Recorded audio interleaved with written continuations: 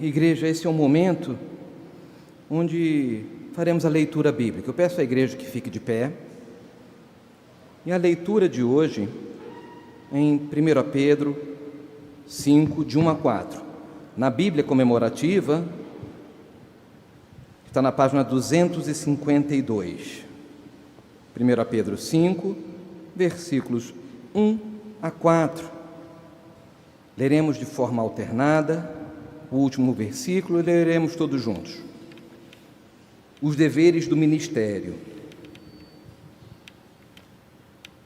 Rogo, pois, aos presbíteros que há entre vós, que eu, presbítero como eles, e testemunha do sofrimento de Cristo, e ainda coparticipante da glória que há de ser revelada, entre vós.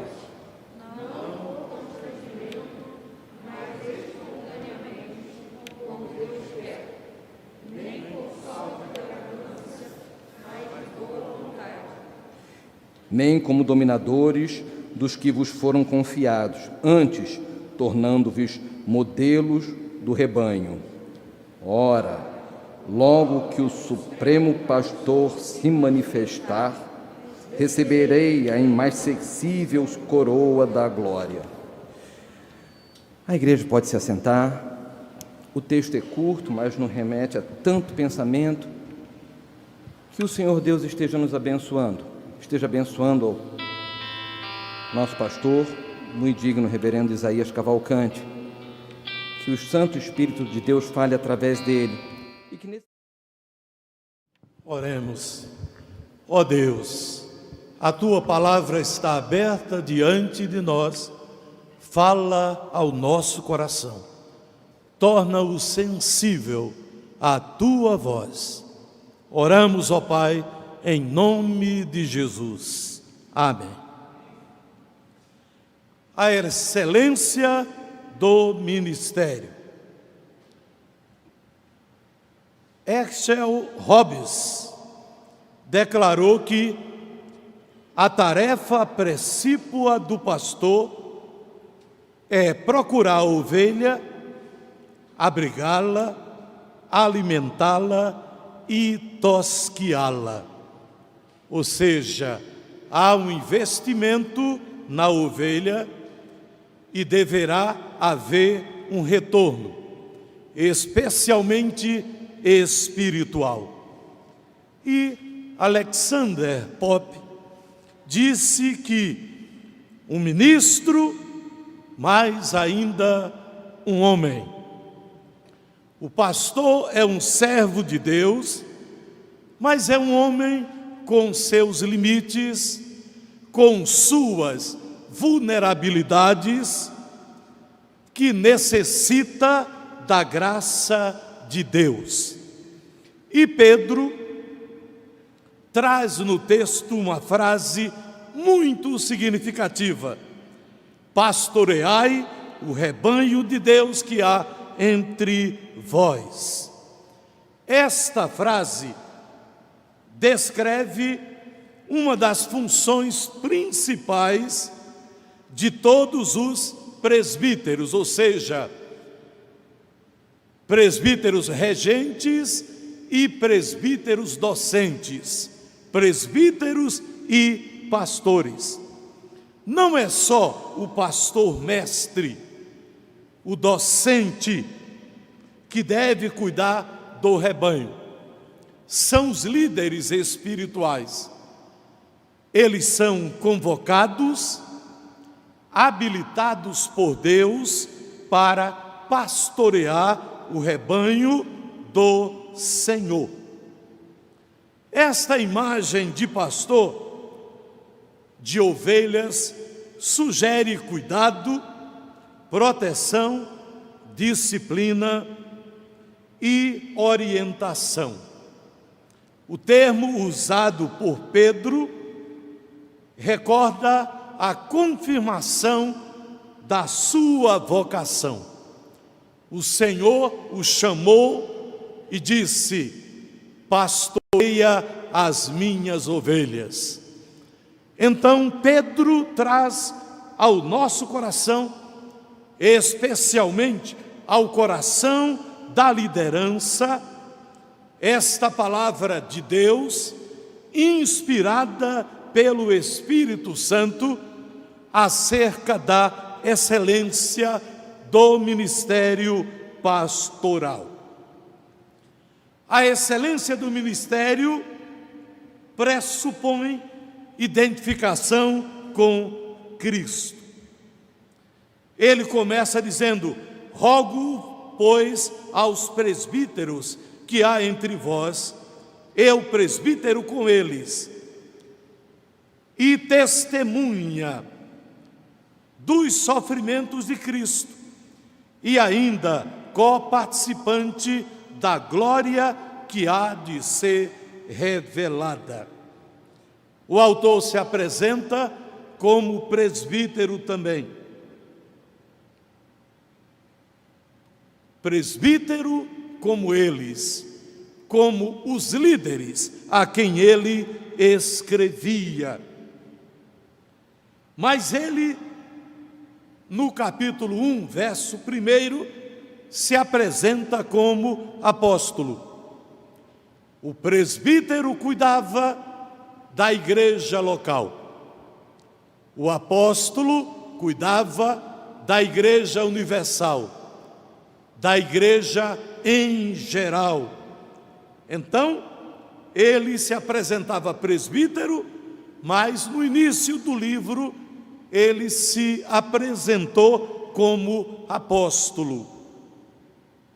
Mas diz também ser testemunha dos sofrimentos de Cristo. E ele fora testemunha ocular, porque viu a prisão de Cristo, a sua crucificação. Então ele se dizia testemunha dos sofrimentos do Senhor Jesus. Mas aparece como testemunha também, como aquele que proclamava o evangelho da graça em Cristo, anunciava o Cristo ressurreto e que voltaria para buscar a sua igreja. Pedro demonstra total identificação com Cristo, como testemunha ocular do seu sofrimento, mas também demonstra identificação com a própria glória de Cristo. Ele se diz coparticipante da glória que há de ser revelada. Glória que Pedro já havia experimentado, pelo menos em parte, lá na transfiguração, quando o céu baixou à terra e a terra subiu ao céu e a glória de Deus se manifestou no Senhor Jesus. Mas ele fala aqui da glória futura, que se manifestará com a parousia, com a volta do Senhor Jesus. O ministério excelente pressupõe identificação com Cristo, mas confronta as tentações. Há muitas tentações que advêm ao ministério, que advêm ao ministro, ao pastor. Tentações materiais e às vezes também tentações espirituais. E nos versos 2 e 3, o apóstolo Paulo fala, o apóstolo Pedro fala acerca destas tentações. Pastoreai o rebanho de Deus que há entre vós, não por constrangimento, mas espontaneamente, como Deus quer, nem por sórdida ganância, mas de boa vontade, nem como dominadores dos que vos foram confiados, antes tornando-vos modelo do rebanho. A primeira tentação que Pedro ressalta é o constrangimento. Ser pressionado a aceitar o pastoreio quando não é chamado por Deus, quando não é convocado por Deus, mas cede às pressões externas. Então, este ato não é de coração. Então, Pedro ressalta que este é um perigo, que este é uma tentação que vem contra aqueles que assumem o ministério, assumem o pastoreio do rebanho de Deus. Mas ele fala também sobre a avareza, e ele diz: a sórdida ganância. Seria o lucro vergonhoso ou lucro desonesto. Digno é o obreiro do seu salário. Mas as igrejas naquele contexto geralmente eram igrejas pequenas. O líder geralmente lidava com questões financeiras. Então Pedro os adverte que não exerçam o ministério pastoral por avareza, por ganância, que não sejam desonestos com as finanças da igreja. Graças a Deus, em nosso contexto, pelo menos na Igreja Presbiteriana do Brasil, os pastores não administram a questão financeira. Temos tesoureiros, temos uma comissão de exame de contas e temos o conselho da igreja que administra essas finanças. Então, o pastor não se envolve jamais com essa questão financeira. Naquele contexto, presbíteros em função pastoral eram remunerados. Eles eram verdadeiros pastores, atuando nas igrejas. E havia pastores também. Então, o Espírito Santo coloca no coração de Pedro essa advertência. Eles deveriam pastorear não por constrangimento, não com avareza, ou seja, sórdida ganância, porque o ministério não é lugar de se ganhar dinheiro. Há outras profissões mais rentáveis. O ministério é para aqueles que são vocacionados, chamados por Deus, habilitados por Ele para apacentar o rebanho do Senhor. Nada de mercenarismo. Mas há uma outra tentação que Pedro ressalta, que é o autoritarismo. E às vezes, em nome de autoridade espiritual. Então, Pedro diz: não como dominadores do rebanho. Não pode haver prepotência, não pode haver arrogância, porque nós sabemos que o rebanho não é nosso. As ovelhas não são nossas. Deus, no ato de misericórdia, de bondade, de amor, permitiu que nós as apacentássemos. Então as ovelhas pertencem ao Senhor. E isso traz maior responsabilidade. Autoridade, sim, porque Deus nos dá esta autoridade espiritual, mas autoritarismo não. Por isso, Pedro, usado pelo Espírito Santo, declara que não devemos apacentar o povo de Deus, apacentar o rebanho de Deus por constrangimento, com avareza ou autoritarismo. São algumas tentações que vêm contra os pastores e o seu ministério. Mas a excelência do ministério cumpre todas as responsabilidades.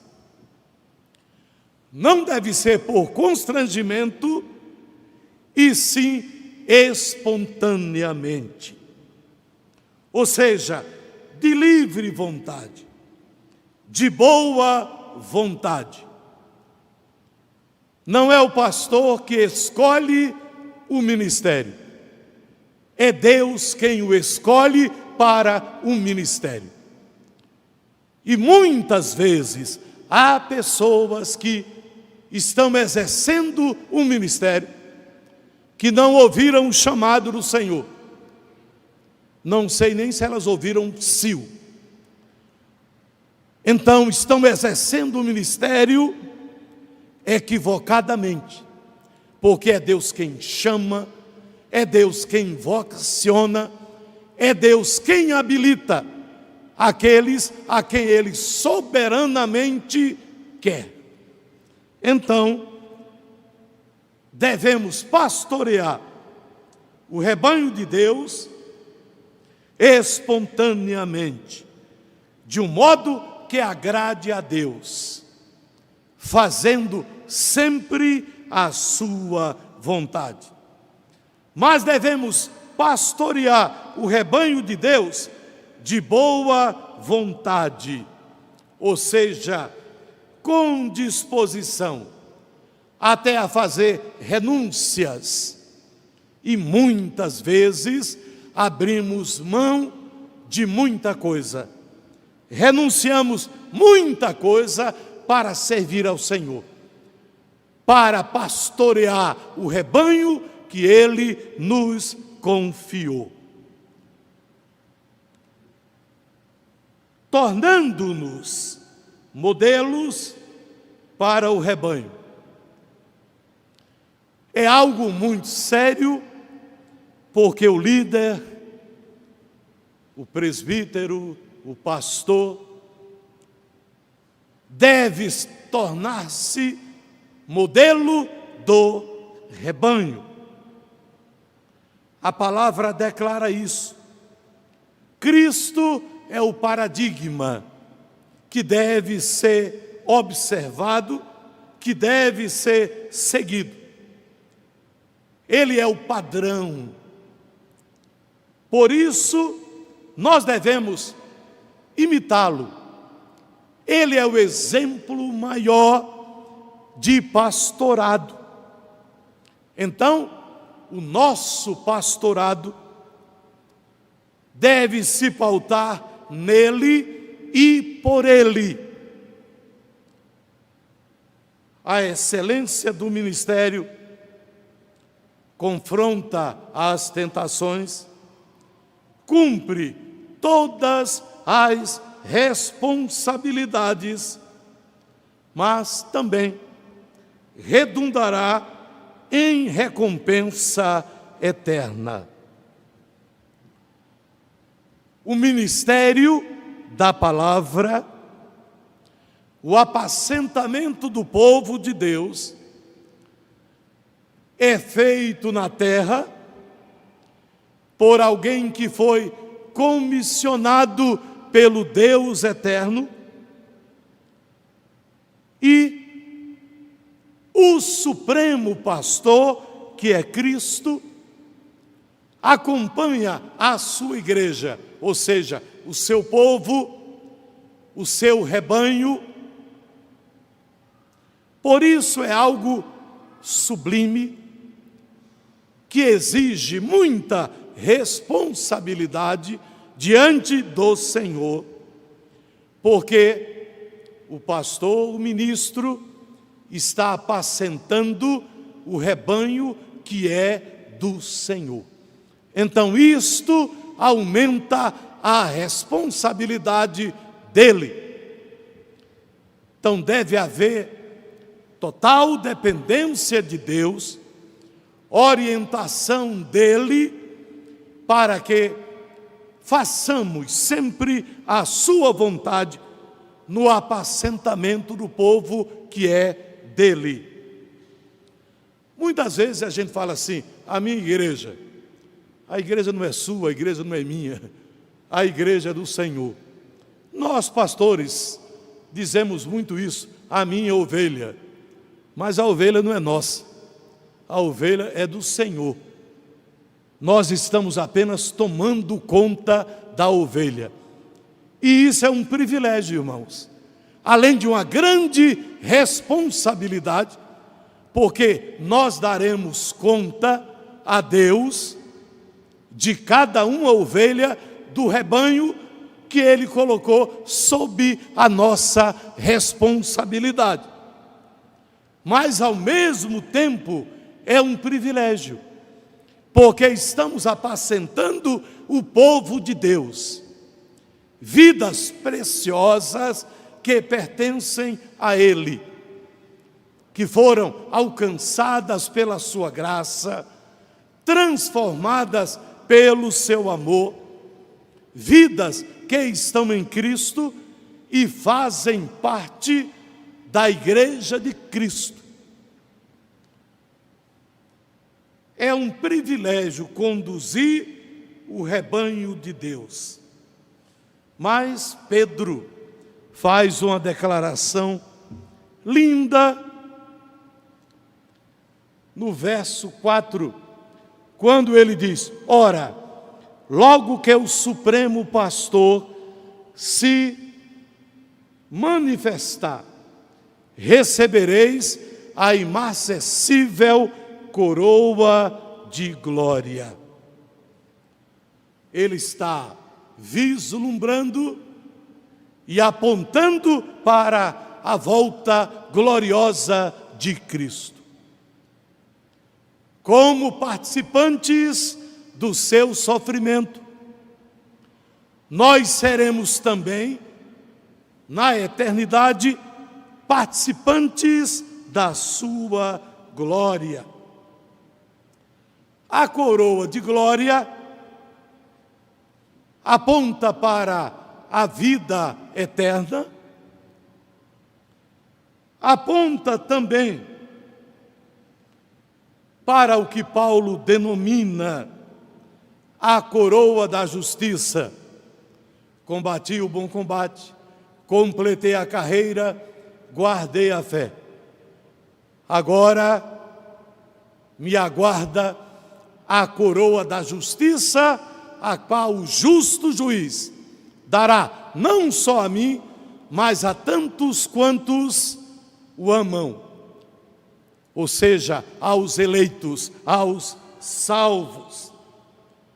É uma recompensa espiritual que transita também pelo galardão que os salvos receberão na presença do Senhor, na glória celestial. Galardão que lhes será conferido pelo serviço prestado ao Senhor durante a vida cristã aqui na terra. Pedro fala de uma coroa inacessível, que não murcha, que não passa, que não fenece. É claro que por trás dessa expressão, na mente de Paulo está a coroa de louro, lá no Império Romano, que os vencedores recebiam, que com o tempo se desgastava, ou coroa de flores nas Olimpíadas. Então, ele diz: quando vier o Senhor Jesus em majestade e glória, nós, os salvos, os eleitos de Deus, receberemos a coroa da justiça, ou seja, algo irreversível, algo imperecível, algo eterno. Vida eterna, recompensa espiritual, galardão, e a própria glória do Senhor será transposta para a nossa vida na pessoa de Cristo. O significado é que a glória que os crentes vão receber não passa, como a glória das flores ou das coroas de louro, e das próprias realizações humanas.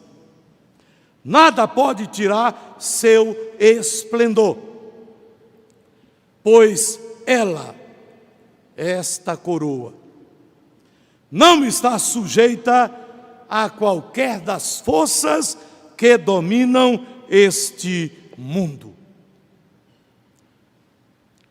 Quando o Supremo Pastor, o Eterno Pastor, se manifestar,